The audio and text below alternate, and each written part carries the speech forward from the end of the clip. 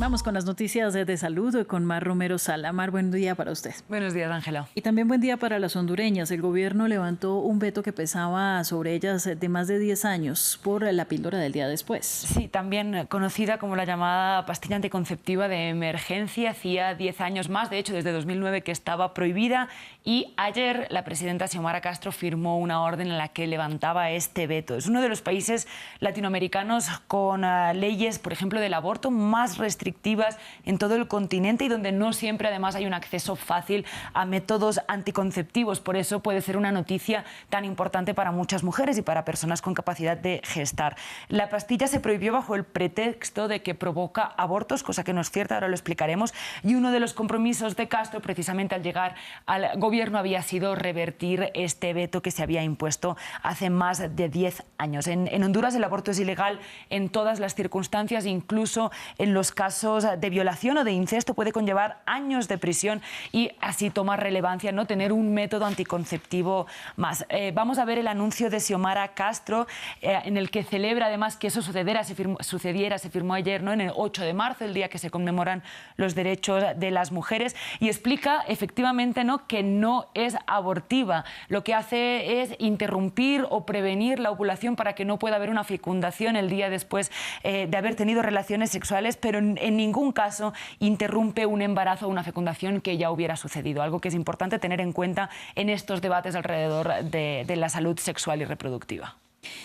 El contexto sexual y reproductivo en Honduras es bien complejo. Mar, cuéntanos sobre el tema. Sí, tenemos algunas cifras porque es uno de los países con mayor tasa de embarazo adolescente también de toda América Latina. Una de cada 4 chicas menores de 19 años ha estado embarazada. Recogimos unas cifras de UNICEF. También vemos que hasta un 16% de las adolescentes de 15 años han pasado por un embarazo. También esta cifra además se va incrementando hasta que a los 19 años hasta el 40%, 4 de cada 10 jóvenes de 19 años han tenido un embarazo en el país. Por supuesto, esto no es emitido desde un lugar de juicio. Cualquier embarazo consensuado, consentido después de la mayoría de edad debería ser un motivo de celebración si la mujer lo ha decidido, pero estas cifras suelen reflejar un problema, por ejemplo, en el acceso a la información sobre métodos anticonceptivos, sobre salud sexual y reproductiva en general, y por supuesto también nos habla de esa prohibición de interrumpir el embarazo que lleva a muchas jóvenes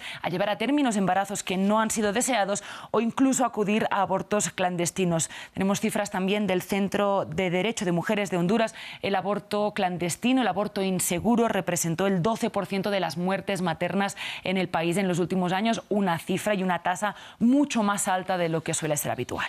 Además, Honduras es el país con la mayor tasa de feminicidio en la región y no se nos olvide que esta es la última consecuencia después de que otros derechos como los derechos sexuales y reproductivos han sido violados. Mar, vamos a cambiar de tema para repasar un estudio excepcional por su duración. Sí, son casi 8 décadas de seguimiento a más de 3.500 personas. Es algo que es normalmente difícil de ver, ¿no? Los estudios suelen durar unos años, pero estamos hablando de casi 80 años para revisar los efectos de las infecciones respiratorias en la infancia a lo largo de toda una vida. Empezó el estudio en 1946 en Gales y en Inglaterra y terminó en 2019. Las conclusiones se han publicado en The Lancet. Y vamos con los principales, digamos, titulares, y es que haber tenido una infección respiratoria antes de los 2 años, es decir, por ejemplo, una bronquiolitis o una neumonía, aumentaba en un 93% el riesgo de tener una muerte prematura precisamente por una enfermedad respiratoria, es decir, que casi dobla el riesgo.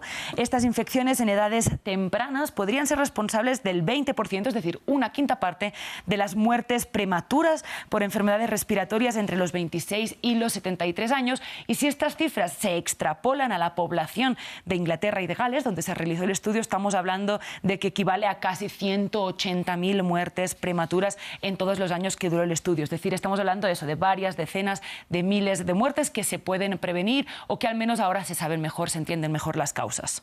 Hay casos en los que los niños pueden pasar por más de una infección respiratoria. Sí, y eso también es una de las conclusiones del estudio, está asociado también a un mayor riesgo. Vamos a revisar un gráfico de probabilidad de supervivencia. Vemos que desciende a medida que pasan los años más pausadamente en las personas que no tuvieron ningún ninguna infección grave o aguda antes de los 2 años, pero que a medida que sumamos una infección, 2 infecciones o 3 infecciones y más, la probabilidad de supervivencia, especialmente a partir de los 40 años, va descendiendo además pues más pronunciadamente y más rápidamente, sobre todo en los que tuvieron 3 o más infecciones. Los autores del estudio aseguran que la correlación podría darse porque las infecciones en temprana edad interrumpieron el correcto desarrollo de los pulmones, o porque reflejaban que ya de entrada pues la capacidad pulmonar, los órganos de los niños eran más débiles, y eso sigue sucediendo a lo largo de los años. Por supuesto, hay otros factores que influyen, factores ambientales como la contaminación o como fumar o como otros factores de riesgo asociados a este tipo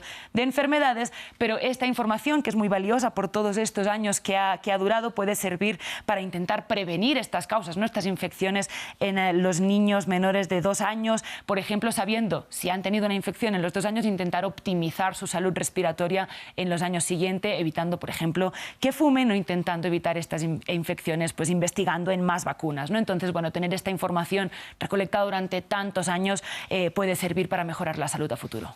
Muy vital para los que paternan y las que maternan. Gracias a usted, Mar. Gracias, Ángela. Hasta mañana.